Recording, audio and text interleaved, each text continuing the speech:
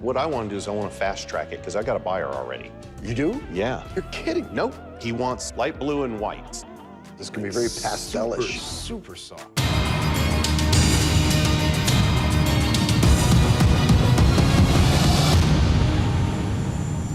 Someone forged Kevin Mack's signature and stole over $70,000 from the shop he helped build, and he never said a single word about it publicly. That was just one chapter of a story most Counting Cars fans never got the full picture of. Because behind the quiet presence that the cameras captured was a life much more complicated than the show ever revealed. What really pushed him off the screen? Join us as we uncover what truly happened to Kevin Mack after Counting Cars. Oh, they got a Corvette right there, too. That's an 82 Pepto-Bismol pink. If you're sick to your stomach and you look at this, it only makes you sicker. Right. So that's not good. The man nobody talked about enough.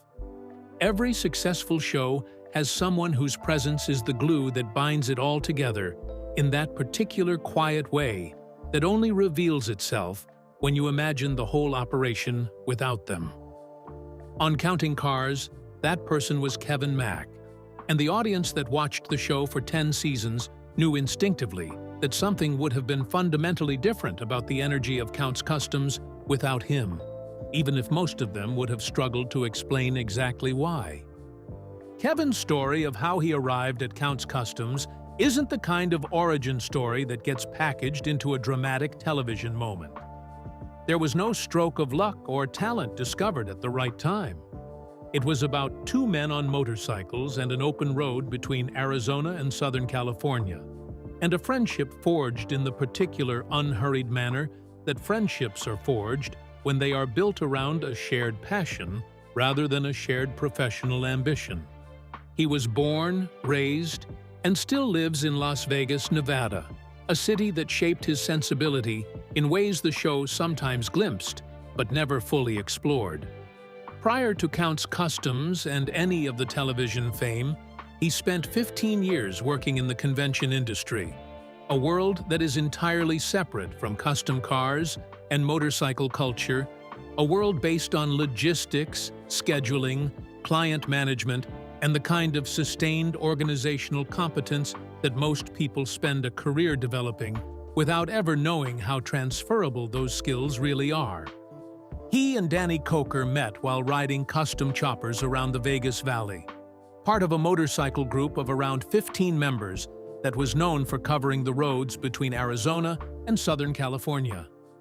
The distances involved demanded a level of mechanical self-sufficiency that both men took seriously, and the friendship that developed between them on those rides was based on a shared relationship with machines that went beyond appreciation to something closer to genuine devotion.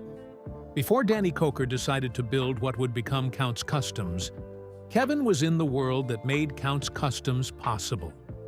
The transition from riding partner to business partner wasn't so much a decision, but an evolution of what was already there. Kevin became a full-time member of Count's Customs in 2005, spending the years between the opening of the shop and the arrival of the History Channel cameras building the operational infrastructure that would enable a small Las Vegas custom shop to become a subject of a television series seen in over 160 countries. That work, the casual daily management of projects, budgets, client relationships, and staff logistics was happening years before any audience knew Count's Customs existed. And that foundation was why the show worked as well as it did.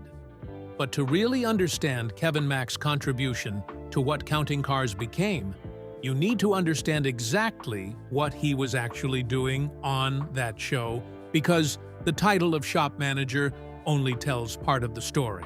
I'm also going to talk to you about projects that we're building here at Count's Customs from start to finish. You're going to see a lot of cool things. What Kevin actually did. The official description of Kevin Mack's role at Count's Customs is business manager, and that title is accurate as far as it goes. He spent his mornings looking over current projects, tracking budgets, and making sure the operational side of the shop was moving in the right direction. He spent his afternoons developing new business, organizing the car shows and events that the shop traveled to, and handling the endless administrative complexity that comes with running a functioning custom shop that is simultaneously the subject of a television production. Kevin described the job himself as not for everyone, then added that when you are passionate about what you do, spending all day every day finding new projects or going to shows where collectors have poured their soul into what is on display does not feel like work. But the Counting Cars audience never saw Kevin as only an administrator. Danny Coker rarely went hunting for vehicles without Kevin riding shotgun. The two of them cruising around Las Vegas and beyond, gauging what they found, and making the acquisition decisions that would ultimately drive the shop's workload and the show's episode structure. Kevin Mack's 15 years in the convention industry had given him a different kind of commercial instinct than Danny Coker's, one more rooted in negotiation and budget reality. And that difference in perspective was part of what made their working relationship truly productive, rather than simply cordial. The dynamic that produced some of the show's most entertaining moments was the standing arrangement that Danny Coker had developed for test drives. Whenever Danny wanted to take a stranger's car out for a test drive to see if it was worth buying, he left Kevin behind as collateral, a human guarantee to the seller that the car and its prospective buyer would return.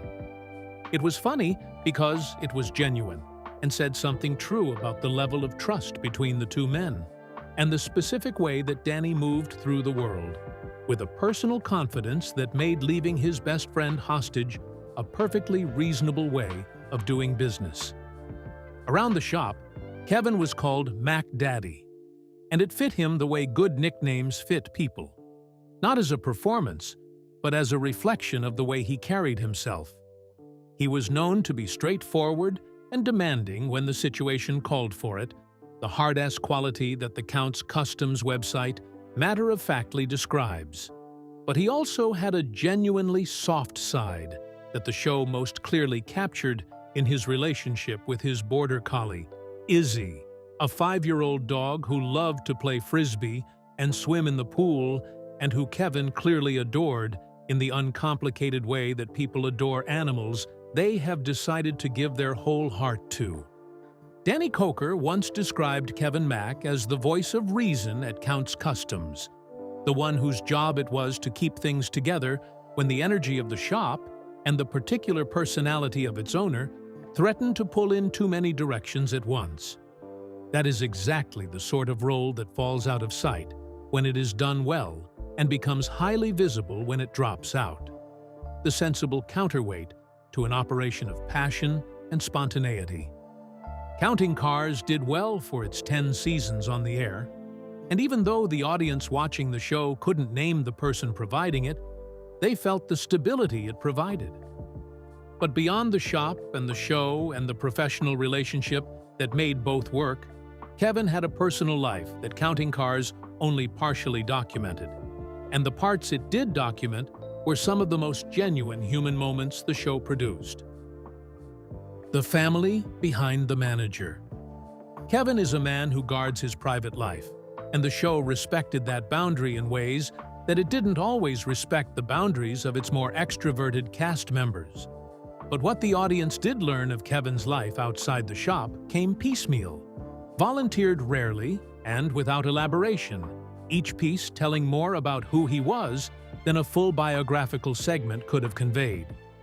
And Kevin's story is the one the audience warmed to the most, and with good reason. He got behind the wheel of a go-kart at the age of 8, and that early start speaks not only to a child's enthusiasm, but to a family environment that took the interest seriously enough to support it practically from the very outset. By the time Kevin was 13, he was already racing the Legends car that belonged to Count's Customs, a detail that said something specific about the relationship between his professional life and his family life. The boundaries between the two were really porous in a way that seemed to work for everyone involved. Kevin Mack appeared in the episode Dream On of Counting Cars, an episode focused on the Legends car needing repairs. One of the show's subtler emotional beats, the kind of thing that doesn't have the same instant payoff as a big reveal of a restored vehicle, but that lingers with the viewer because it reflects something familiar about how family dynamics really operate, was watching Kevin manage the peculiar blend of professional accountability and paternal pride that a scenario like that yields. Kevin Mack's brother, Steve Mack, lives in a world away from the one Kevin has created at Count's Customs. Steve is a Las Vegas lawyer turned judge and tow yard owner, an interesting mix of law and commerce. An authentic moment of entertainment for the audience of Counting Cars was when Kevin and Steve went head-to-head in a bidding war, exposing the sibling dynamic between two men who had diverged significantly in their professional lives in a manner that scripted content cannot fabricate. Kevin's wife Arlene has remained almost entirely outside the public record of his life, which is consistent with the general approach he has always taken to the separation of what is for the audience and what is for him. Her name is known to the audience. That's pretty much where the documentation stops, and he has never demonstrated any indication that he views that boundary as a problem worth addressing. Kevin's collection that he has built up over the years at Count's Customs shows the depth of his love for automotive culture. Custom cars, motorcycles, vintage gas pumps, signs and posters amassed from a career spent inside one of the most respected custom shops in the country. The objects he surrounds himself with tell a story about a man who doesn't just work in automotive culture, but lives inside of it, in the specific way that people live inside the things that they genuinely love, rather than simply practice as a profession. It was the private foundation, all of it, under the public role. And the public role, while the show was running, was not without its complications. Count's Customs was a real business in the public eye, and real businesses in the public eye attract real problems. And two of the biggest problems the shop ran into during the Counting Cars era put Kevin squarely in the middle of situations that had nothing to do with buying cars or managing staff. The scandals that tested the shop. The fraud case that was uncovered in 2015 was the worst one in the public history of Count's Customs, and damaging in a particular way that made it especially painful for the people at the center of it. The culprit wasn't some outsider who'd somehow learned to operate the shop's systems remotely. Joseph Frontiera was the man who had been given a position of large financial trust in the business. And he used that trust in a manner that took a long time to detect, precisely because he had been given the access that made detection difficult. Joseph stole more than $70,000 from Count's Customs, and the way he did it made it feel like a more intentional form of betrayal than just plain theft. He stamped checks using Danny and Kevin's signature, taking the names of the two men most responsible for the shop's success, and using them as instruments of the fraud against the business they had built. Kevin's signature was not incidental to the scheme. It was a part of the mechanism. The money was used to upgrade Joseph's personal vehicle and to make travel purchases, a use that seemed especially petty in the betrayal of trust it exploited. Joseph was charged with a felony, but was not ultimately arrested in a way that imposed the kind of visible legal consequence that would have provided the people he had wronged with a clearer sense of resolution. He was erased from the Counting Cars production record in the particular manner that institutions erase people when the connection between their presence and the institution's reputation becomes uncontrollable. For his part, Danny Coker, who built Count's Customs on the premise of a family rather than simply a business, was deeply affected by the discovery in a way that went beyond the financial loss itself. The second major legal issue that the shop faced during the Counting Cars days was with a couple who had paid to have a classic Ford Mustang restored and modified. The car was to be featured on the show, which added a layer of public visibility to a transaction that had already gone wrong by the time anyone outside the parties involved knew about it. The couple claimed that the finished work was not as agreed and that the job had not been completed to the standard promised to them.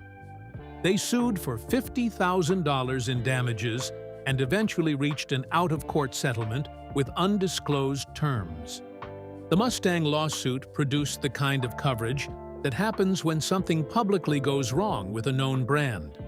Coverage that is almost impossible to respond to successfully, because any response either draws more attention to the initial problem or sounds defensive, in a way that implies the response itself is a problem. The shop's reputation took the hit and went on, as established businesses take hits when the foundation beneath them is solid enough to hold. What's remarkable about both situations is where Kevin sat within them. In the fraud case, his signature had been forged, so he was a victim of the betrayal, not an observer. And the Mustang lawsuit was a dispute about the shop's work, the operational side of the business that Kevin's management position made him directly responsible for overseeing. He had something to say about both situations, but neither became a story about him personally. He steered both as he steered most things, quietly, without making himself the center of a narrative that was already complicated enough without his personal response becoming a part of it. That quality, the ability to absorb difficult situations without escalating them, was also the quality that made his absence from the show's final episodes so confusing to the audience that noticed it. Because when someone who has always been quietly present is suddenly quietly absent, the quiet makes it impossible to tell if anything has really changed at all. The disappearance that was not what it looked like. On the last day of September 2020, Kevin took to Twitter to remind fans that Counting Cars was on the History Channel that evening. Fans tuned in, but Kevin was absent from the episode. The following week he posted again, promoting the next episode, and he wasn't in that one either. The next week, the same thing happened. 3 straight no-shows for a show he had been a part of since its debut in 2012, no explanation from the network, and nothing from Kevin about what was going on. The fans who had been watching long enough to notice did what fans do when information is withheld in an environment that is designed to produce constant content and commentary. They guessed. Did he get Mack fired? Or something had happened to him personally? The speculation bounced through comment sections and fan forums at the particular velocity of unanswered questions when an audience has been invested in a story long enough to feel entitled to some version of the truth. Kevin answered it in a way that was perfectly suited for his personality. A fan tweeted him directly, saying that people on Facebook were claiming he was out of the show. His response was 4 words and a laughing acknowledgement that the rumors were not worth taking seriously. He said he was still there and commented that people were being silly. He did not address the reason for his absence in recent episodes. He did not comment on the silence of the network. He did not give any details other than the essential fact that contradicted the specific fear expressed by his fans. It was never formally explained whether the reduced appearances were due to scheduling conflicts, production decisions, or something else entirely that neither Kevin nor the network chose to make public. Only what really needed confirming was confirmed. Kevin had not left. He had not been fired. He was not going through something that would cause public alarm. The show did get a 10th season and ran through 2021 before ending its run, showing that the uncertainty of late 2020 resolved without the catastrophic outcome that the speculation had been building towards. Kevin Mack's visibility in the years since the show ended has been consistent with everything that defined his approach throughout the show's run. He attends car shows and automotive events, puts himself out there for the fans through the engagement the show has allowed, and is available for personal bookings through the Counts Customs website for appearances at events and speaking engagements. His relationship with the public face of the identity that Counting Cars gave him is an active one, not a retired one. And it is rooted in actual investment in the community, not the obligation of continued visibility. Did you ever think Kevin Mack had that much going on behind the calm, steady appearance he presented on Counting Cars? And do you think the show might not have lasted as long as it did if he wasn't holding it all together behind the scenes? Share your thoughts with us in the comments section. Remember to like, share, and subscribe for more. Also, click the next video showing on your screen. You will enjoy it.